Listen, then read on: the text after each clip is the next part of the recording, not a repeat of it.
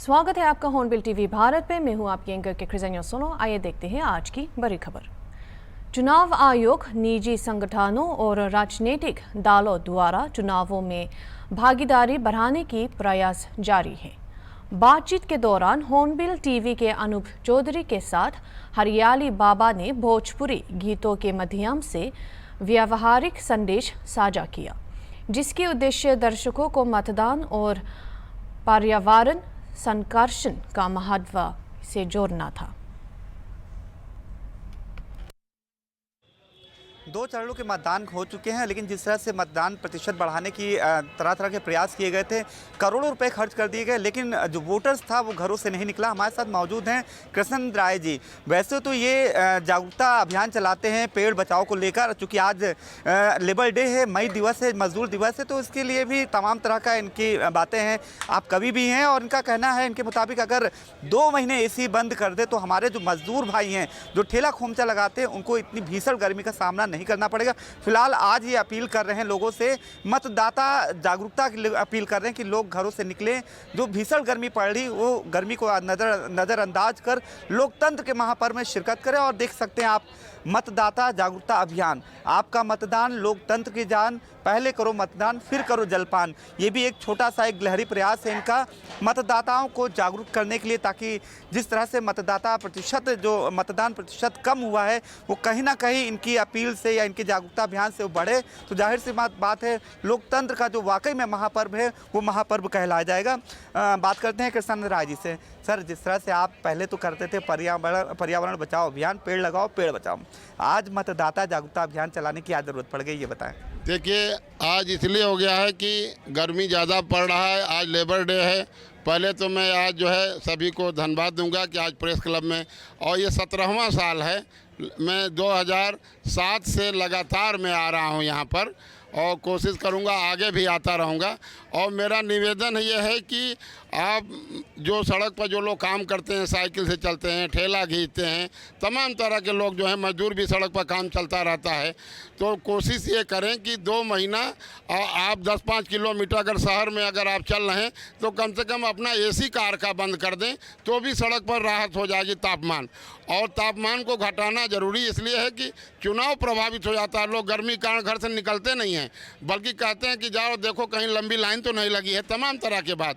हम तो 2 लाइन का भोजपुरी गीत भी गा देते हैं मतदान के लिए कि लोकतंत्र करेला पुकार, ओटवे से बनी सरकार, पहले कर मतदान जलपान बाद में, और निक नेता चुनी है भारत माँ की याद में, तनी समझ अपन अधिकार, ओटवे से बनी सरकार, एक एक ओटवा से हार जीत होला, नियम कानून जन मत बन भोला, तनी समझ अपन अधिकार, ओटवे से बनी सरकार।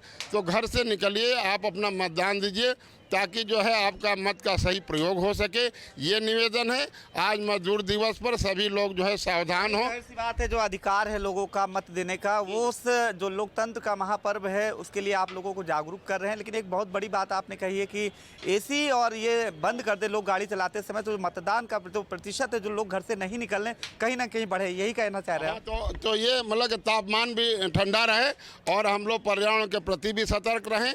और ऐसा नहीं है जैसे हमारे शरीर में चोट लगता है तो हम दवा के लिए भागने लगते हैं, हम प्रकृति को चोट ना पहुंचावें। आप ये जाने कि नदी में नाला गिर रहा है तो हर आदमी को दिखता है, लेकिन यह है कि एयर का जो पूरा वातावरण पूरा विश्व का है। हम तो लोगों से कहते हैं कि सांस सभी की चलती है पेड़ों के रहने से, और गोता सभी लगाते हैं नदियों के बहने से, और हवा पानी जब स्वच्छ रहेगा तब जीवन चल पाएगा। और पेड़ लगाकर देखो भैया, अच्छा दिन आ जाएगा। आप देखिए, कहीं भी गाड़ी खड़ी करनी होती है, पेड़ खोजता आदमी छाया में। तो हमको ये देखना है कि हम खुद जो है, हर चीज़ सरकार के बस का नहीं है, हम एक एक आदमी सरकार हैं। हर एक आदमी अगर चाह लेगा कि मेरी भी जिम्मेदारी है, जैसे गैस सिलेंडर ख़त्म होता है दौड़ के गैस सिलेंडर भराता है, तमाम तरह का घर का काम को करता है, सवेरे उठते ही अपने को जांचें कि हमारे स्तर से पर्यावरण का कोई काम हुआ कि नहीं हुआ। बनारस में 2018 में पर्यावरण कुंभ लगा था। हमसे लोगों ने पूछा कि कोई धरती पर ऐसा भी काम है जो हर आदमी हर उम्र का कर सकता है। जैसे हर आदमी से मैं साइकिल नहीं चलवा सकता। बताइए, हम बात आपकी काटते हैं, जैसे कि आप पेड़ लगाओ पेड़ बचाओ वाले बाबा के नाम के आपकी पहचान है, तो आप ये मतदाता जागरूकता अभियान से ऐसे काम करने के आखिर पीछे की मंशा क्या लोगों? हमारे बाबा जी जो है, एक तो मैं गाजीपुर जिले का रहने वाला हूँ, गंगा के किनारे का रहने वाला हूँ। तो बाबा जी हमारे जो है स्वर्गीय इंद्रदेव राय जी, वो हमको ये प्रेरणा दिए कि भाई हमेशा धर्म के काम करते रहना चाहिए, तब जाके धरती पर कल्याण होगा। क्या मिलता है इससे आपको? इससे ये मिलता है, मुझे एक अलग से ऊर्जा मिलती है, शरीर में एक अलग से ताकत मिलती है। ऐसे आदमी हमने बहुत से लोगों को देखा है। मैं उत्तर प्रदेश प्रदूषण नियंत्रण बोर्ड में काम करता था वर्ष 85 से 31 दिसंबर 20 को रिटायर हुआ। बहुत से लोग रिटायर हो करके घरों में बैठ जाते हैं चुपचाप, लेकिन रिटायर नहीं होना है, अपनी मजबूती के साथ लगे रहना है। जीवन में तमाम काम है। आप पेड़ लगाओ पेड़ बचाओ वाले बाबा हैं कृष्णानंद राय जी। आप बहुत अच्छी बात की, इन्होंने पॉल्यूशन बोर्ड में थे, इन्होंने खुद देखा बहुत ही करीब से कि कैसे पर्यावरण को बचाया जा सकता है, और वही वजह है कि 2020 में रिटायर होने के बावजूद भी उस मुहिम को आगे बढ़ाते हुए आज इनकी पहचान पेड़ लगाओ पेड़ बचाओ वाले बाबा के रूप में हो गई। लेकिन आज ये निकल पड़े हैं मतदाता जागरूकता अभियान को चलाने के लिए, जागरूक करने के लिए, ताकि लोग जिस तरह से 2 फेज में मतदाता का जो लोगों का रुझान रहा है, वोट के प्रति रुझान कम रहा है, उन लोगों में जागरूकता हो और ज़्यादा से ज़्यादा प्रतिशत वोटों का प्रतिशत बढ़े, मतदान बढ़े, ताकि लोकतंत्र का जो महापर्व है, दुनिया का सबसे बड़ा लोकतंत्र है, इस महापर्व को अच्छी तरीके से लोगों सेलिब्रेट करें। वीडियो जर्नलिस्ट विजय के साथ अनूप चौधरी, हॉर्नबिल टीवी, लखनऊ। कम मतदान का असर सत्तारूढ़ और विपक्षी दोनों पार्टियों पर पड़ेगा। फिर भी बीजेपी विधायक पवन सिंह चौहान के मुताबिक 4 जून को बीजेपी की जीत की उम्मीद है। एक नेता और शिक्षाविद के रूप में चौहान लोकतंत्र में युवाओं की भागीदारी को बढ़ावा देने का प्रयास कर रहे हैं। उन्होंने हॉर्नबिल टीवी के अनूप चौधरी से यूपी और देश भर में बीजेपी के लक्ष्यों पर चर्चा की।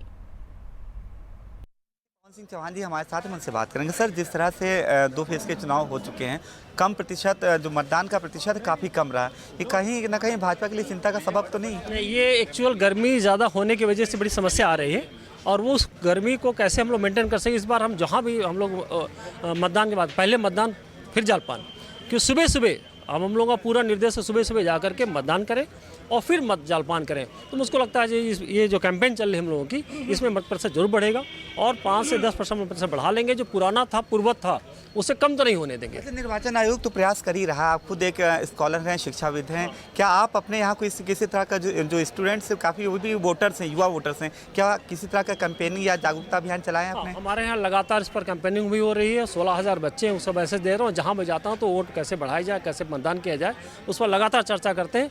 आप देखिएगा, निश्चित हमारा जो पिछला इलेक्शन हो चुका है उससे हमारा वोट प्रतिशत बढ़ेगा।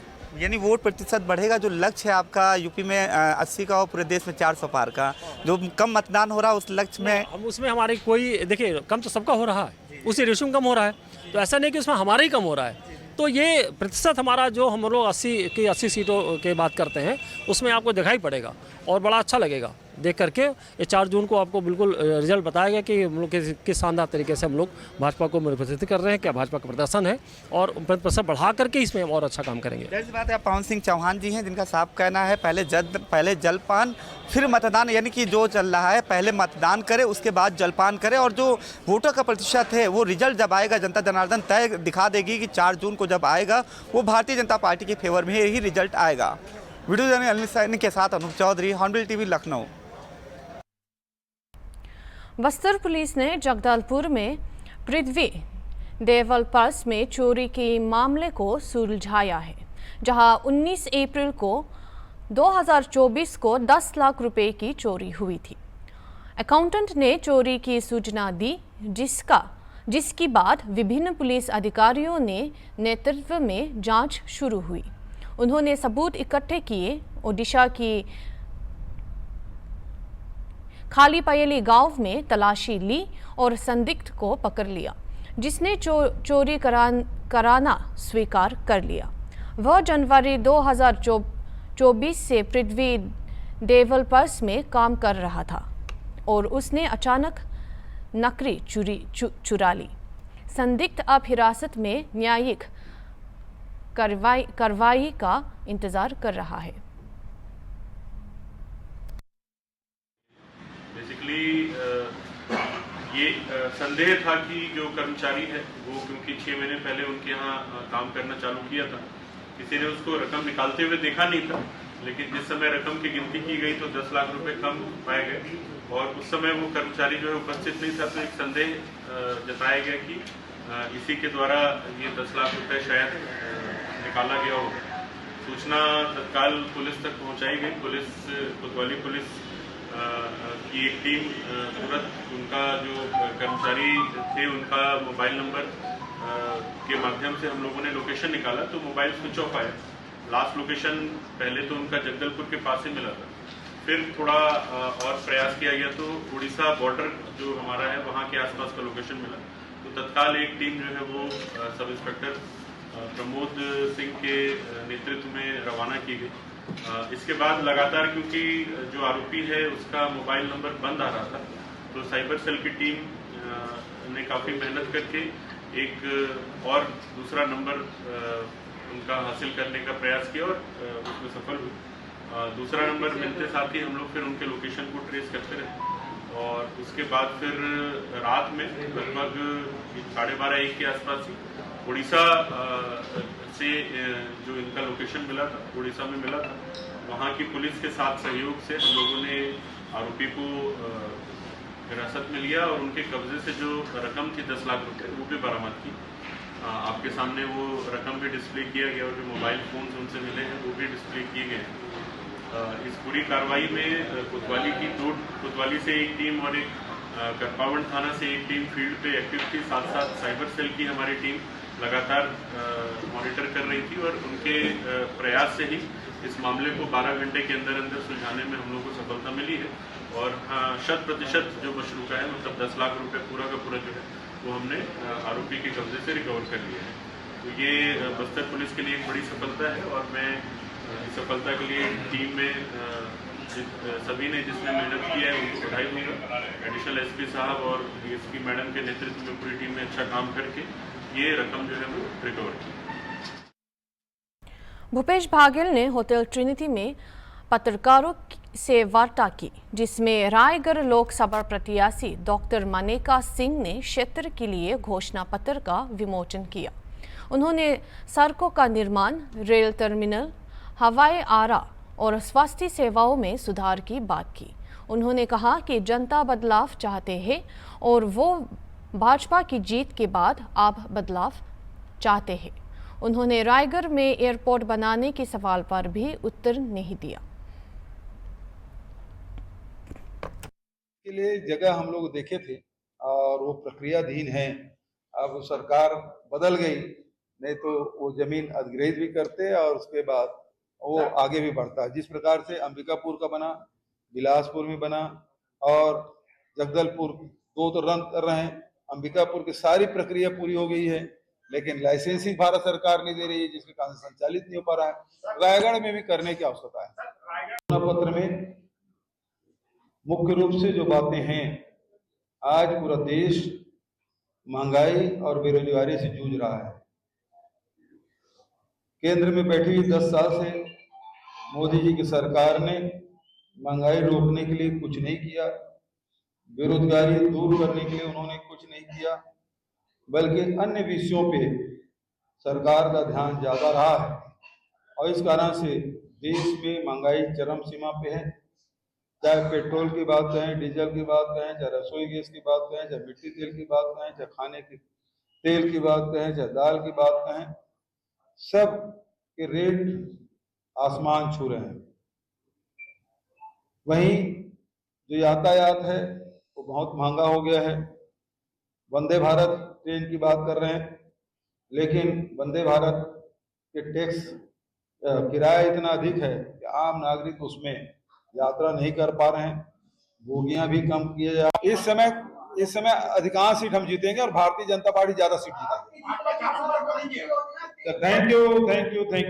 प्रत्याशी डॉक्टर मेनका देवी सिंह जी, साथ ही हमारे वरिष्ठ साथी विधायक के उसमें केवल कोयला ढुलाई का काम हो रहा है। और ठीक है, व्यवसाय के लिए तो और दूसरी चीजें भी हैं,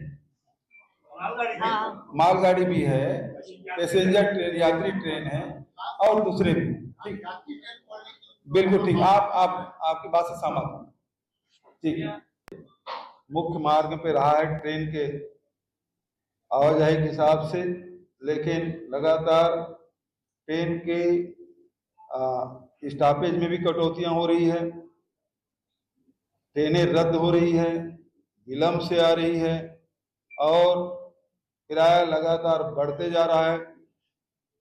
जो वरिष्ठ नागरिक हैं उसका भी पूरे रेट में किराया लिया जा रहा है और सुविधाओं के नाम से जितने पहली सुविधाएं मिलती थी उसमें लगातार कटौतियां हो रही है।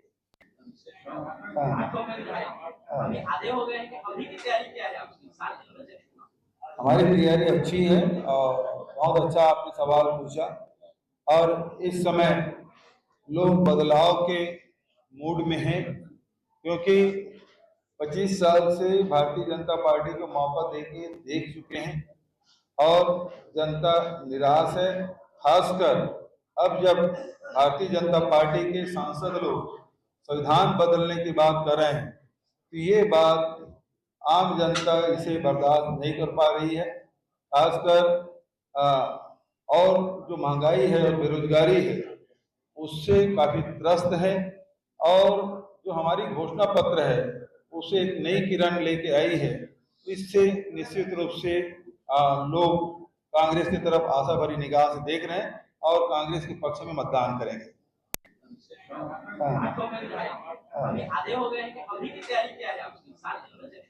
हमारी तैयारी अच्छी है और बहुत अच्छा आपने सवाल पूछा।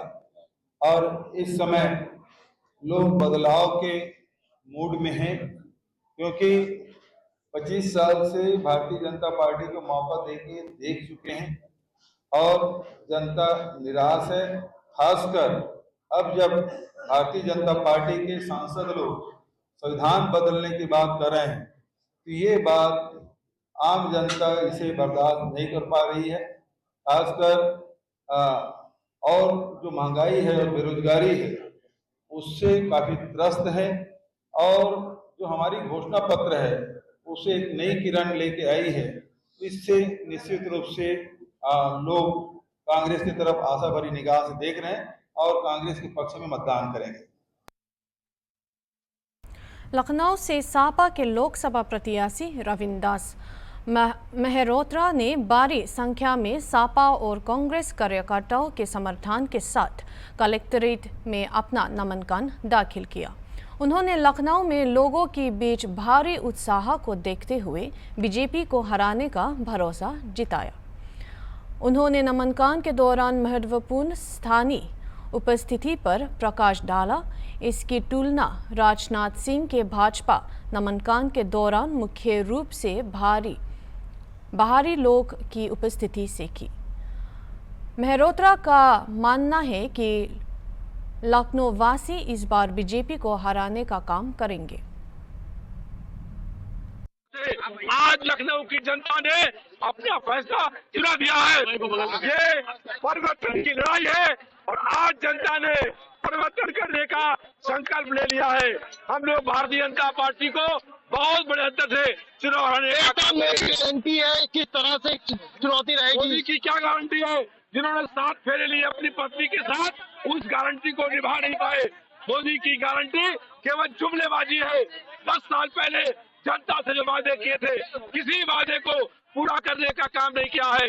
कहा था ब्लैक मनी इस देश में आएगी और गरीब के खाते में 15-20 लाख रुपया आएगा। बाद में कहा जुमलेबाजी थी। आज जो गारंटी कह रहे हैं, कल कहेंगे जुमलेबाजी थी। कोई नहीं कि राजनाथ जो है इस बार नया जो है रिकॉर्ड बनाएंगे। राजनाथ सिंह की हिम्मत पुरुष है वो। राजनाथ सिंह के नामांकन में सारे लोग बाहर के आए थे। 95% लोग बाहर के थे। परिवहन निगम की बसों से जो पूरे प्रदेश के गुंडे हैं वो भीड़ लेकर के आए थे। आज आप देख लीजिए, ये सारी भीड़ लखनऊ की है। इसमें एक आदमी भी लखनऊ के बाहर का नहीं है। जनता ने फैसला कर लिया है कि राजनाथ सिंह को बहुत बड़े अंतर से वो चुनाव हराने जा रही है। राजनाथ सिंह जो है लखनऊ की जनता के कभी कष्ट दुख में खड़े नहीं हुए। जब नामांकन कराने आए तो लोगों ने कहा कि 5 साल के बाद लखनऊ शहर में आए, और जब लखनऊ आते हैं HAL कंपनी को बेचने आते हैं, रक्षा मंत्रालय की कंपनी को 28% शेयर बेचने का काम राजनाथ सिंह ने किया है। ये दुर्भाग्य की बात है देश के लिए कि 80 वर्ष के लगभग रक्षा मंत्री हैं और 25 साल का नौजवान अग्निवीर योजना में रिटायरमेंट हो रहा है, उसका बाप नौकरी में है और बेटे को रिटायर करने का काम हो रहा है। यह किया है रक्षा मंत्री ने। यह गारंटी है मोदी की गारंटी है कि महंगाई बढ़ेगी, बेरोजगारी बढ़ेगी, जनता को लूटने का काम किया है। जो कोविड शीट कंपनी थी उससे 500 करोड़ रुपया घूस लिया है। 41 ऐसी कंपनियां हैं जिन कंपनियों पर ईडी की रेड पड़ी और बाद में रिश्वत लेकर के ईडी की जांच बंद कर दी। हम लोगों ने संकल्प किया है कि हम भारतीय जनता पार्टी के ईडी से, इनकम टैक्स से, जेल से, मुकदमों से डरने वाले नहीं हैं। हमने 49 साल में 250 बार जेल में गए हैं और जनता के मुद्दों को लेकर संघर्ष करने का काम किया है। इसलिए आज जनता खड़ी हो गई है। लड़ाई भारतीय जनता पार्टी की जनता से हो रही है और जनता भाजपा को हराने का काम करेगी।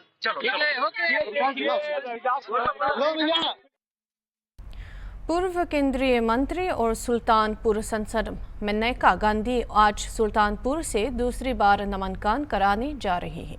इस दौरान नामांकन से पहले मेनका गांधी ने रोड शो निकाला, जिसमें सैकड़ों की संख्या में लोग मौजूद रहे। इस दौरान खुले गाड़ी पर सवार होकर मेनका गांधी का काफिला विभिन्न मार्गों से होता हुआ कलेक्ट्रेट पहुंचेगा, जहां मेनका गांधी अपना पर्चा दाखिल करेंगे। इस रोड शो में आप देख सकते हैं कि गर्मी के बावजूद लोगों में जोश की कोई कमी नहीं है और वो उनकी रोड शो में शामिल हो रहे हैं।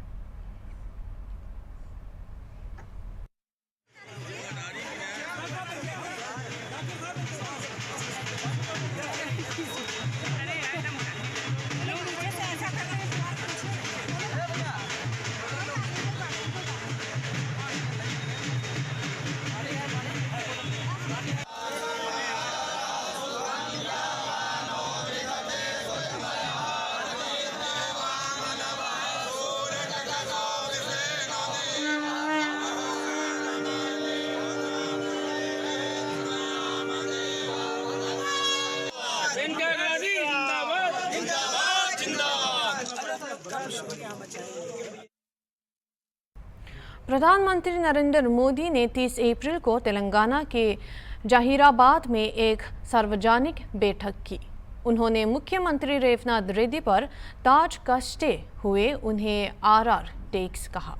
उन्होंने आरोप लगाया कि ये RR टैक्स व्यापारियों और उद्योगकारियों से टैक्स वसूलियत है और फिर काले धन को दिल्ली बेचता है। फिल्म इंडस्ट्री ने भारत को ट्रिपल